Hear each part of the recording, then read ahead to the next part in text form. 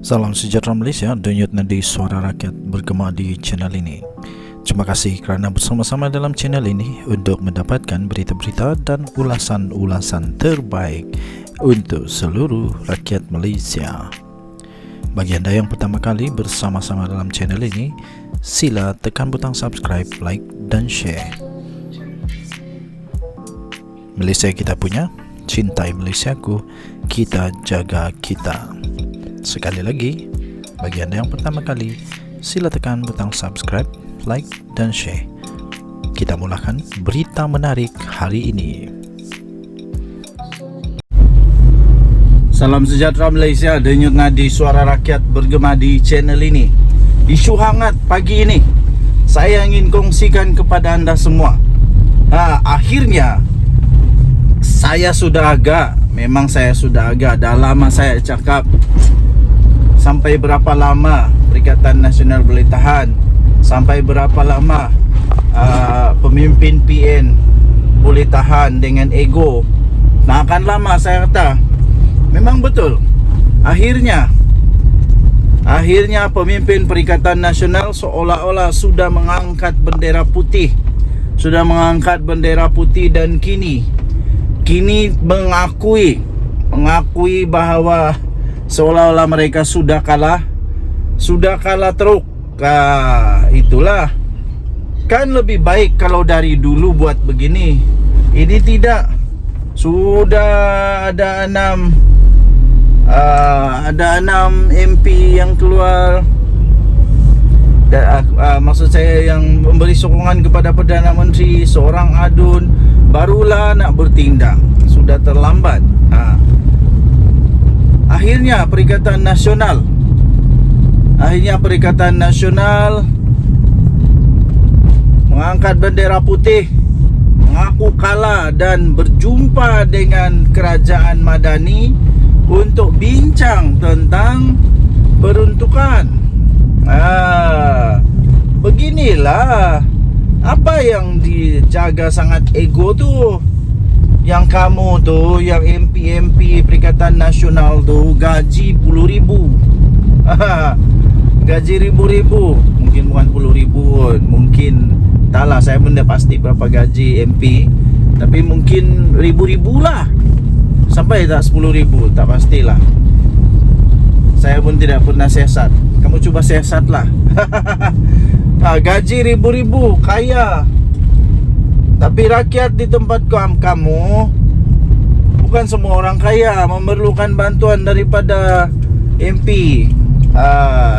Jadi akhirnya, menurut laporan daripada Harapan Daily, Hamzah Zainuddin dengan siapa lagi seorang, Taqiyuddin Hasan kalau tak silap, dan Ronald Kiandi, akhirnya berjumpa dengan pihak Kerajaan Madani untuk berbincang tentang peruntukan.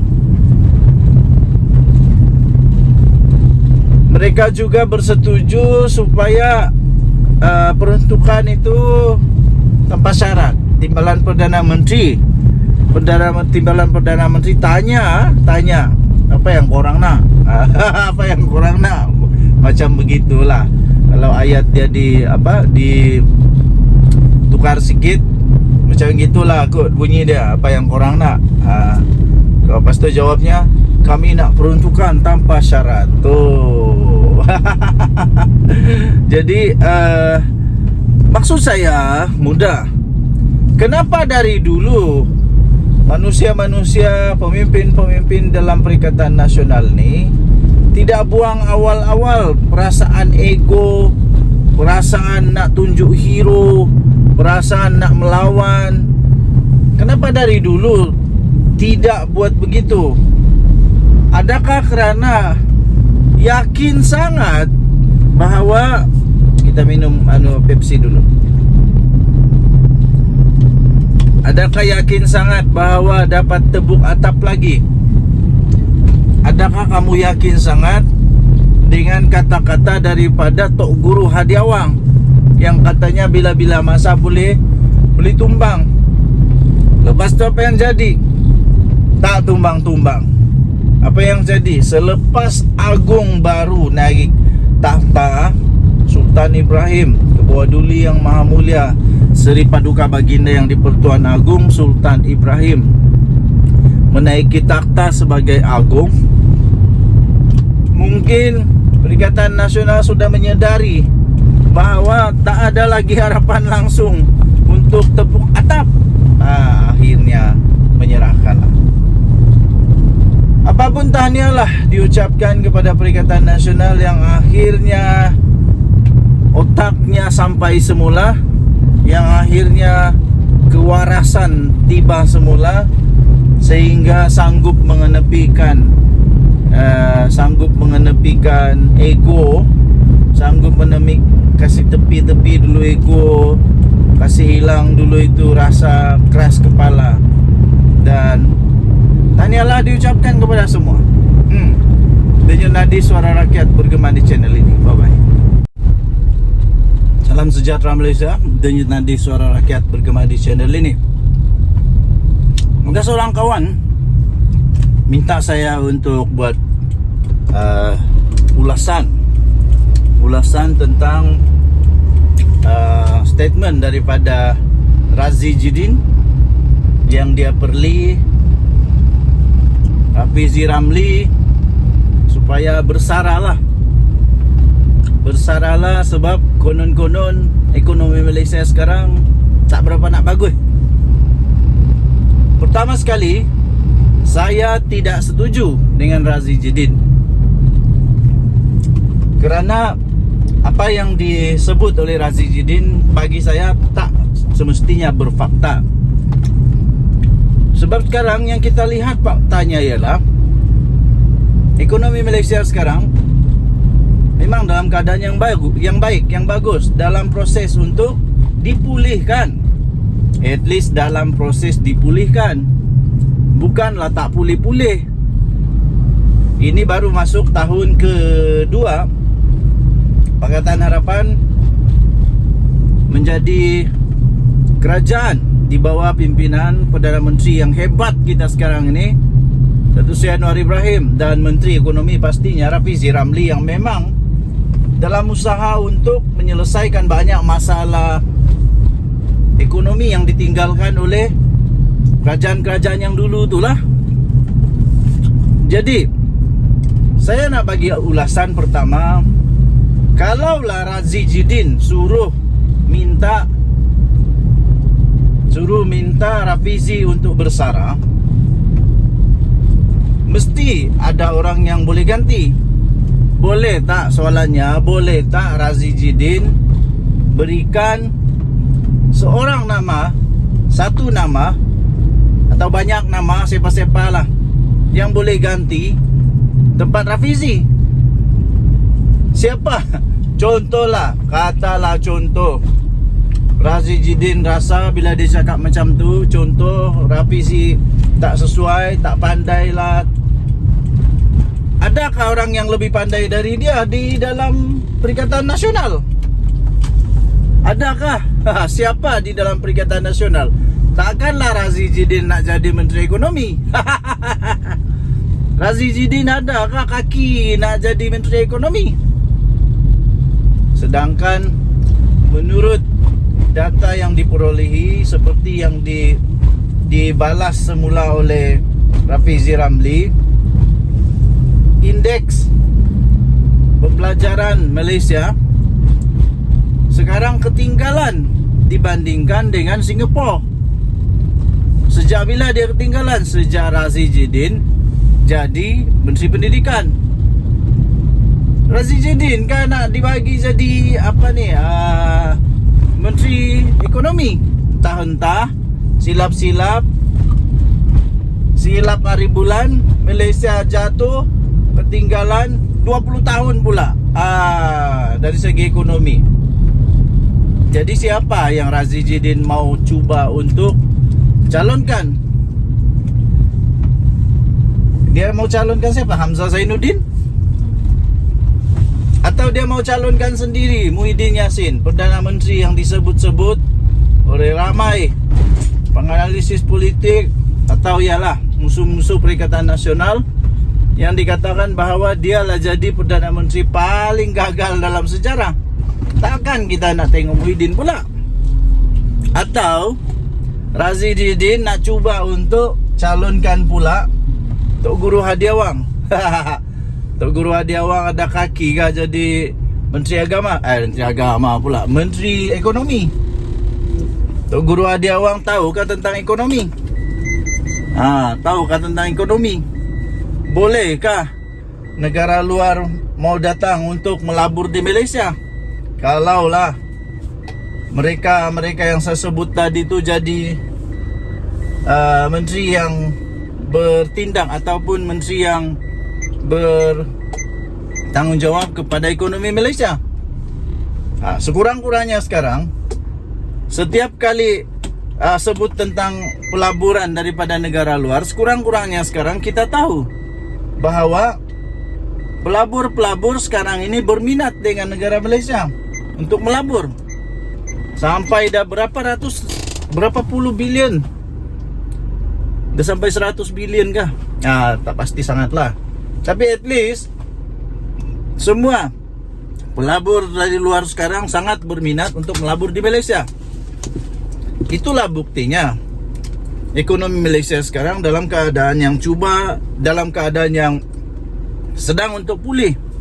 Jadi janganlah terburu-buru kata semua formula belum lagi ni.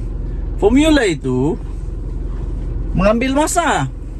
Razidin kena faham, untuk memulihkan ekonomi negara bukan perkara yang mudah. Apatah lagi kalau ekonomi yang mau dipulihkan itu sudah teruk dengan berapa triliun, kalau saya tidak silap triliun hutang negara Malaysia. Bila Datuk Seri Anwar Ibrahim jadi Perdana Menteri, dia ambil dia tak sangka rupa-rupanya kerajaan Malaysia hutang dia lebih teruk daripada apa yang dia sangka. Jadi tenanglah. Pertama, siapa yang Razidin mau cuba untuk tonjolkan kalaulah dia suruh Rafizi untuk berhenti jadi menteri. Kedua, waktu Menteri Ekonomi zaman Perikatan Nasional Muhyiddin Yassin, kalau dibanding dengan Rafizi, mana lebih bagus? Siapa lebih bagus? Siapa yang lebih ada praktikal, bukan teori saja tapi praktikal dalam penyelesaian masalah. Sekarang ini dengan hasilnya padu, saya percaya 2-3 tahun dari sekarang rakyat Malaysia akan menuai kecemerlangan. Bukan saja kerajaan, tapi rakyat Malaysia akan menuai kecemerlangan apabila padu ini akan memacu ekonomi negara Malaysia, hasil daripada kajian-kajian dan seterusnya pelaksanaan. Kita bagi masa kepada kerajaan ini. Kesimpulannya, pertama, Razidin dia tak faham apa yang dia cuba untuk cakap, sebab dia bukan pakar ekonomi. Dia tak pernah pegang tentang ekonomi. Yang dia tahu adalah dia pernah jadi Menteri Pendidikan. Lepas tu, kesimpulan kedua, saya tidak setujulah kalau Rafizi Ramli ditukar. Kenapa? Kita dah penatlah tukar. Bagi masa untuk orang yang dapat deliver keputusan yang bagus dengan teori, dengan kajian dan pelaksanaan yang bagus ini. Bagi masa 2-3 tahun lagi kita baru tengok semula apa hasilnya. Bukan tup-tap nak tukarlah, nak nilah, bersaralah. Kalau nak bersara, apa kata Razidin bersara? Dia nak tak? Cermin diri dulu. Okey, jadi apapun, kita harap semoga negara Malaysia akan terus aman makmur, terus dapat banyak pelaburan daripada luar negara, daripada dalam negara, dan akhirnya negara Malaysia, rakyat Malaysia sendiri dapat merasai nikmat kebahagiaan kekayaan negara Malaysia. Denyut Nadi Suara Rakyat bergema di channel ini. Selamat Hari Raya saya ingin ucapkan kepada seluruh rakyat Malaysia. Kita jumpa lagi, bye-bye.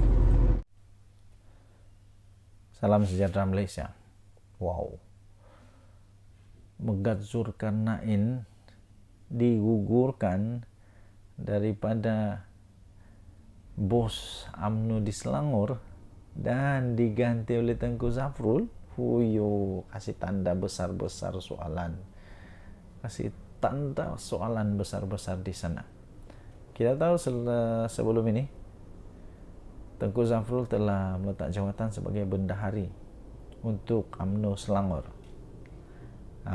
Kemudian dia banyaklah pendedahan yang dia buat, antaranya sebab dia meletak jawatan sebab pandangan dia, kalau pandangan dia tidak diterima wajarlah untuk dia letak jawatan. Kemudian dia kata banyak yang tak ada di UMNO Selangor. Jadi ada artikel ni daripada sabudin.com.net, gugurkan Megat Zulkarnain. Maksudnya apa? Pecat Megat Zulkarnain dan lantiklah Tengku Zafrul untuk ketua UMNO Selangor. Wow. Nampaknya UMNO semakin dalam keadaan yang hangat sekarang. Selepas melepaskan jawatan sebagai bendahari UMNO Selangor, Tengku Zafrul, Tengku Abdul Aziz nampaknya terus bersuara mengenai permasalahan dan kekurangan yang ada di dalam parti itu di negeri Selangor. Bahkan katanya sejak PRU15 di mana UMNO tidak menang walau satu kerusi pun, diikuti pula dalam PRN yang memperlihatkan UMNO hanya menang 2 kerusi saja. Tiada apa-apa yang dilakukan oleh kepimpinan UMNO negeri itu untuk memulihkan kedudukan parti.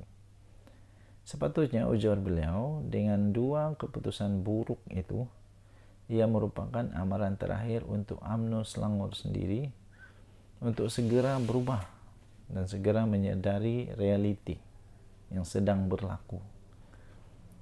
Beliau berkata, sekarang ini sudah 8 bulan selepas PRN, tapi masih tidak ada apa-apa. Malahan postmortem mendalam pun tak ada. Strategi baru untuk tawan hati rakyat pun tak ada, katanya. Jadi secara umum, menurut Tengku Zafrul yang juga adalah Menteri Pelaburan, Perdagangan dan Industri, perancangan untuk memperkasa UMNO di Selangor adalah bersifat hambar. Beliau kata bersifat hambar. Dengan itu terus bersuara mengenai kedudukan UMNO Selangor, meskipun setelah meletak jawatan sebagai bendahari, Tengku Zafrul nampaknya tidak bersikap lepas tangan begitu saja setelah mengumumkan pengundurannya itu. Membaca coretan dan isi hati yang diluahkannya kali ini dapat dirasai beliau sebenarnya mempunyai banyak ide dan perancangan, serta kecintaan yang lebih tinggi untuk memulihkan semula kedudukan UMNO. Tidak keterlaluan kalau dikatakan meskipun berjawatan menteri, Tengku Zafrul tidak seperti kepimpinan UMNO Selangor yang sedia ada, yang barangkali berfikir tak mengapa UMNO menang banyak kerusi, yang penting asalkan dapat jadi sebahagian daripada kerajaan. Sebaliknya, Tengku Zafrul mahu UMNO untuk dapat memenangi lebih banyak kerusi kalaupun tidak mampu untuk berkuasa selepas ini. Untuk itu, ada baiknya mungkin jika Presiden UMNO Ahmad Zahid Hamidi segera menggugurkan Megat Zulkarnain Omardin. Ini maksudnya memecat Megat Zulkarnain Omardin daripada jawatannya sebagai pengerusi UMNO Selangor, dan selepas itu melantik Tengku Zafrul sebagai penggantinya. Megat Zulkarnain yang kalah di Parlimen Gombak pada PR15, kemudian kalah lagi di Dun Gombak Setia ketika PRN. Cukuplah sekadar jadi setiausaha politik Zahid Hamidi dan Ketua UMNO bagian Gombak saja.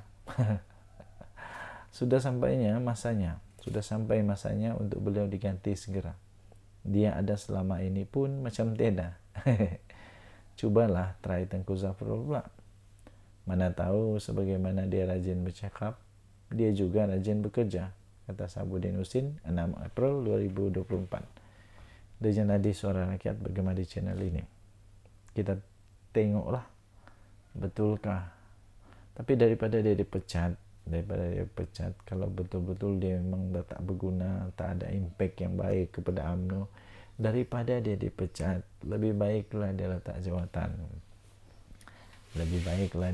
jawatan. Sebab kalau dipecat, kalau kita nak minta kerja kan, kita bagi resume, dan bila kita bagi resume itu ada tulis sebelah sana dipecat, itu resume yang tak bagus. Tapi daripada dipecat, lebih baik letak jawatan. Letak jawatan. Lepas itu bagilah orang yang lebih pandai, orang yang lebih dapat membawa UMNO untuk menjadi parti yang kuat semula. Kalau memang betul Megat Zulkarnain tak boleh lagi bertanggungjawab, tak boleh lagi memberi idea, tak ada impact yang bagus lagi untuk perkembangan UMNO, untuk menjadi parti yang dihormati semula seperti dulu, letak jawatan je lah. Lepas tu ditambah lagi pula itu sejarah Megat Zulkarnain sendiri. Di parlimen pun dia kalah, pilihan raya parlimen dia kalah. Lepas tu pilihan raya apa lagi? Pilihan raya PRN tu untuk DUN pun kalah juga. Jadi itu maksudnya dia pun memang kalah lah. Cuma saja mungkin kerana dia orang yang paling berpengalaman, orang lama di dalam UMNO Selangor, tahu selok belok, mungkin dia juga kerana rapat dengan Zahid Hamidi, jadi mungkin itu mempengaruhi bahawa dia untuk dilantik menjadi ketua UMNO di Selangor, ya. Tapi kalau memang semua itu sudah ditolak ataupun semuanya tidak lagi berjalan seperti sepatutnya, baguslah untuk dia letak jawatan jalan. Jangan dipecat, jangan sampai dipecat tu bikin malu. Tapi kalau letak jawatan tu biasalah kan, letak jawatan, cari kerja yang lain. Tapi kalau dipecat tu mesti ada sesuatu yang buruk lah. Jadi sebelum Zahid Hamidi dipecat, kalau memang betul tak payah pecat, nasihatkan supaya beliau letak jawatan. Itu lebih afdal, lebih elok lah agaknya. Dejan Nadi Suara Rakyat bergema di channel ini. Jangan lupa tekan butang subscribe, like dan share. Malaysia kita punya, cinta Malaysia aku, kita jaga kita. Bye bye.